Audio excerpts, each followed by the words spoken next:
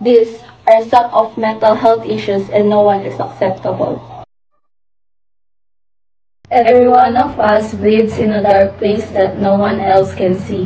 One of them cries, suffers, and somehow concluded that they already want to die. Believing that is the greatest way to solve and be free of the mental illness that haunts them. Others says, sad boy ka na naman. Mood mo lang yan. Ang dami mong arte. Kulang lang sa pansin. These experiences tackle our own mental health. What is the meaning of mental health? Its causes and its importance.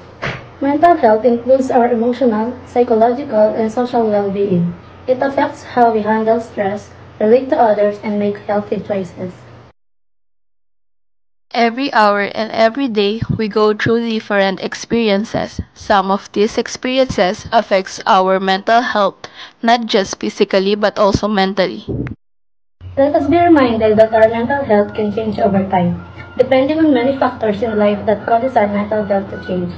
Some causes of our mental health illness are Early adverse life experiences, such as trauma or a history of abuse like child abuse, sexual abuse, witnessing violence, and others. Stigma comes from real fear and misunderstanding of the behavioral changes that can accompany mental illness.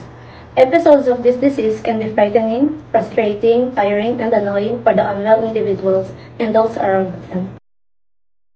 Mental illness is a leading cause of disabilities. Untreated mental illness can cause severe emotional, behavioral, and physical health problems. Complications sometimes linked to mental illness include unhappiness and decreased enjoyment of life, relationship difficulties, social isolation, poverty, and legal and financial problems. Having mental illness shouldn't be a shame. Mental illness does not discriminate. It can affect anyone regardless of our age, gender, geography, income, social status, race, ethnicity, Religion or spirituality, sexual orientation, background, or other aspects of cultural identity. My mental illness can occur at any age. We should normalize the value of excellent mental health and well-being. Normalize the importance of self-care, eating correctly, socializing, exercising, and the value of talking and asking for help. You don't have to control your thoughts. Your job must stop letting them control you. You don't have to struggle in silence.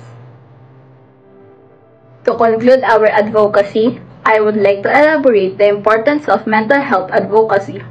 Since many people suffer alone or in silence due to the stigma surrounding mental health, one of the most important aspects of a mental health advocate is to help end this stigma and discrimination.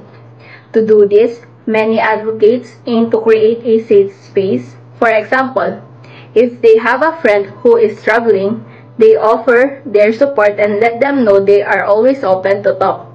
An advocate may also share their personal story about mental health to let others know that they are not alone and that help is available. Quote to remember: mental health is the canvas on which we paint the portrait of our lives.